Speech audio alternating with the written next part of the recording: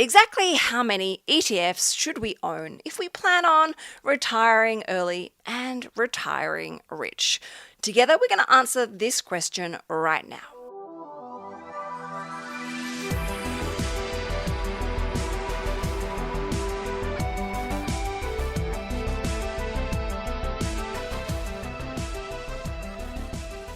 Hi everyone, welcome back to Start Here, the very special mini-series within Sugar Mama's Fireplay where I answer your real-life money questions with practical steps to help you get started with clarity and confidence.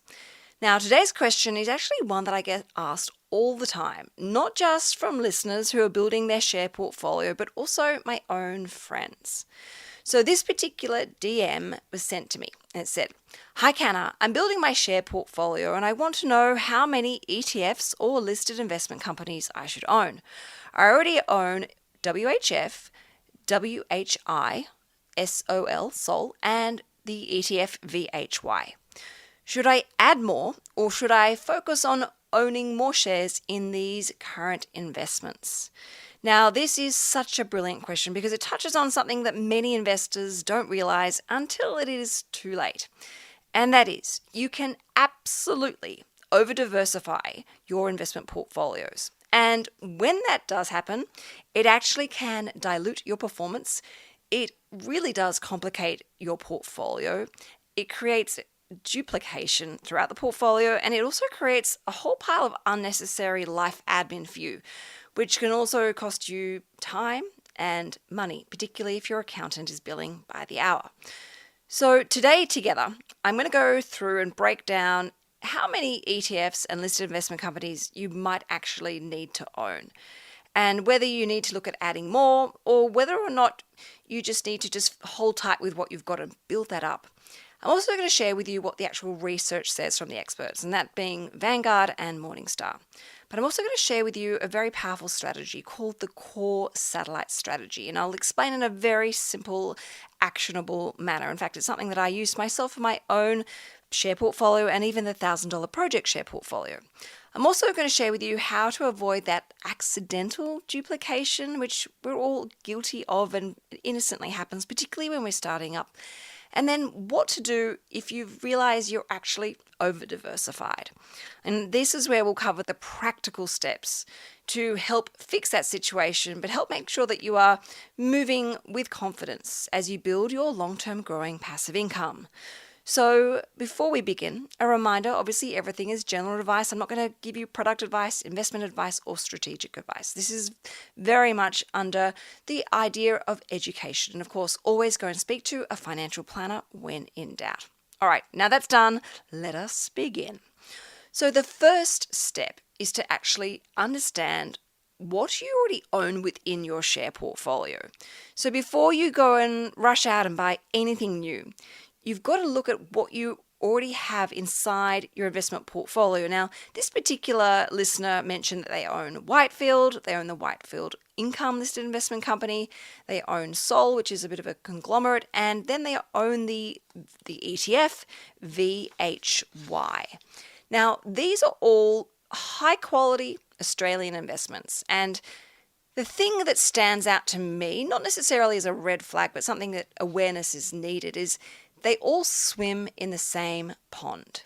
That is, they are all Australian equities. They are all large cap, predominantly industrial focused companies, which I love. They all pay dividends and they all have a strong income tilt, which is great if you're building that financial freedom through passive income and dividends. But they also have very little international global exposure. So if you jump onto each of the fund managers' website, whether it be Whitefield's, whether it be Vanguard's or the Sol website, you'll see that they often hold very similar businesses.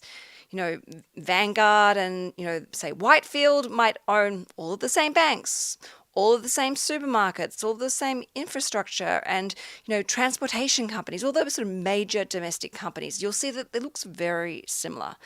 So what I see here as being the biggest risk isn't actually the quality. These are all excellent long-term high-growth investments. The issue I see here is actually the concentration. If your goal is to build a well-rounded, resilient portfolio adding more Australian-focused listed investment companies or ETFs, that is new ones, may not necessarily add any great value to your portfolio. In fact, you might actually be multiplying, what you've already got, which then brings me to the most important step, and that is a risk profile, checking for any missed asset classes that might be appropriate for you, your comfort levels, and of course those really important financial goals of yours. So this is why I recommend to everyone you do a risk profile. When you take the time to do a risk profile, which can take literally 20 minutes, there are hundreds of them online, it's free. I recommend doing it a couple of times and even doing a couple of different ones. But when you do a risk profile, it really does make you look at things from a different angle, which I think is really powerful. So it makes you look at, how much risk you are actually really comfortable taking. A lot of us think, oh no, I'm fine, I'm not really worried. But when you actually sit down and answer these questions, sometimes your answers can actually quite surprise you. It also makes you really think about the time frame. Yes, you might be a high growth investor, but your time frame in needing that money, such as paying for a deposit on a home loan, may actually be short term. So that having a high growth portfolio may actually not be right for you in this particular money right now in your life. It also makes you get really clear and articulate to yourself what your financial goals here. What is the purpose behind this share portfolio? Is it to build up a lump sum so that you can use that to pay for a deposit or wipe out debt? Or is it to build, that passive income stream so that it covers your living expenses? So it does force you to really get clear with your goals, which is always a wise move. It then allows you to see what your tolerance levels are for volatility. Investing in shares, whether you're using ETFs or listed investment companies, are still considered high risk, highly volatile investments, particularly over the medium or short to medium term. And doing the risk profile, once you've done all the questions and it spits out the answers, it gives you a really great guide as to the right blend of asset classes that suit you, your time frame, and the goals for you. So this is really important. If you haven't done one yet, go and do one the moment this podcast is finished. I'm going to go link a couple in the podcast notes for you. And this is really where so many people go wrong. They jump in, they're so excited to start investing, and they think, oh yeah, I'll just go with like Whitefield, or, I'll go with this Vanguard one because, I've heard Canna mention she owns this, or I've heard this financial influencer mention they bought it the other day. So I'm just going to do what they're doing. Like, that is not what I recommend. I recommend, you do a risk profile and then you do your research. But what tends to happen, I see this all the time, is, you jump in the deep end and you buy the ETFs without really actually taking time to understand whether it's right for you. And this is why you need to look at the asset allocation. For this particular listener, I have no idea what their risk profile is. I don't know how much money is in the share portfolio. I don't know what their goals are. I don't know what the deadline is for these goals. But I would recommend asking yourself, am I missing international shares? Am I missing emerging markets? Am I missing maybe some global small caps? Maybe I do need some more conservative, smoother investments like bonds or fixed interest, or perhaps I need some listed property or infrastructure. These are the questions you've got to be sort of asking yourself before you add anything new to your portfolio or even get started. For so many investors, particularly ones who own lots of Australian shares, the biggest gap, the biggest piece of the puzzle that's missing in their portfolio is quite often that international diversification. So ask yourself this: do I need something new, or am I actually just duplicating what I already own? And this question alone can save you years of confusion and unnecessary investments and a huge inefficient waste of time and money. So have a look at what is missing once you know what your risk profile is, and that will help you work out what are the other gaps in your portfolio you can start to fix with new money. But I will come to that in a second. The next thing I'd also be doing is thinking, well, okay, ETFs are pretty well diversified. You're ticking one big box with just one listed investment company or even an ETF. So how many ETFs and listed investment companies should you actually own? Now, there's a lot of people with different answers and opinions, and I'll even share with you what I've got as well in a second. But Vanguard and Morningstar, which I think are very reputable sites with huge amounts of experience, both suggest that most investors only need between 5 to 10 ETFs, including listed investment companies, to be properly diversified. And in most cases, investors actually can afford to have, say, 2 or 3 ETFs or listed investment companies. So to answer your question, more ETFs doesn't actually mean better diversification. In fact, it can sometimes mean the opposite, which we call in financial planning diversification. And that is where you've got lots of the same holdings overlapping through the same but similar products, and they're adding no new value, no new benefit, and absolutely no new efficiency to your portfolio. Classic examples are like VAS, IOZ, STW. If you're buying these and they're in your portfolio, you're essentially buying the same investment but in 4 different packages. Their holdings, their underlying investment portfolios are almost identical. And you can clearly see this for yourself by comparing the fund's top holdings simply on the fund manager's website, which is easily accessible. And this is why the $1,000 project portfolio works so well, because I own a maximum of 7 listed investment companies and ETFs. I am not at the stage where I'm adding any new products whatsoever. Instead, what I'm doing now is actually building up what I already own with consistency.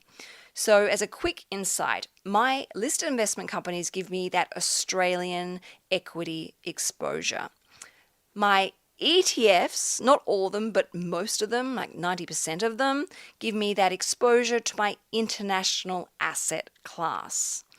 So coming back to this, instead of, asking yourself, how many should I own? Instead, I would be asking myself, all right, what role does this ETF or listed investment company play in my portfolio and my goals?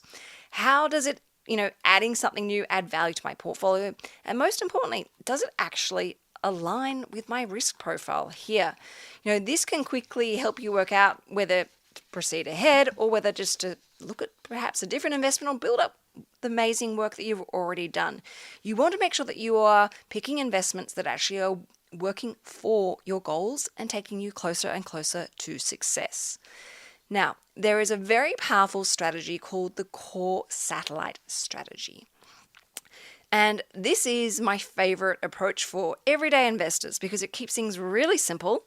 It keeps your portfolio nice and strong, but it also allows a bit of flexibility, particularly if you want to get a little bit creative or a bit more daring as your, level of experience and understanding naturally increases over time. So let's break this down clearly together.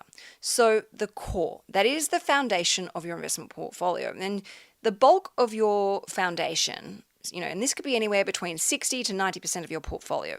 This is where you reserve it for really well diversified investments. You keep it nice and simple, very much that Warren Buffett long-term buy and hold, very low cost, which is where, ETFs and listed investment companies can be great because they're incredibly competitive. And these are the investments that are designed to quietly compound in the background for you and work their magic for you while you focus on earning extra income that you can then put towards the portfolio.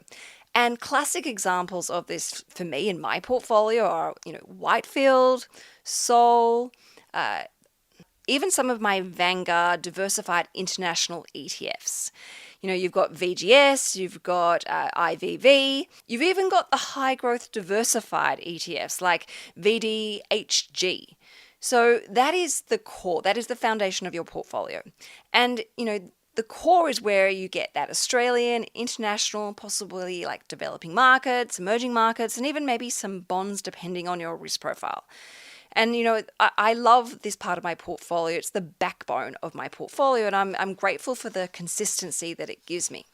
Then there is your satellites, and this is where you reserve, say, 10 to a maximum of 40% to really targeted personal investment selection. It's where you can customize your portfolio and add a bit of personality to your share portfolio. And for the record, I think there's a maximum of maybe 20 to 25% of the $1,000 project diversified portfolio that's exposed to the satellite. So the satellite investment options include sector-based ETFs, like ETFs that specialize, say, in healthcare or tech or cybersecurity or clean energy. Then you've got your country-based ETFs, so ETFs that focus on one area, such as South Korea or India or Japan. Then you've got thematic ETFs. So, robotics, automation, ESG, cryptocurrency exposure, even some of the geared ETFs. For example, one of the ETFs, which is where I have some exposure to gearing through an ETF, is actually, and it is Australian based, but it's the gear-based ETF, which is, the ticker is GEAR.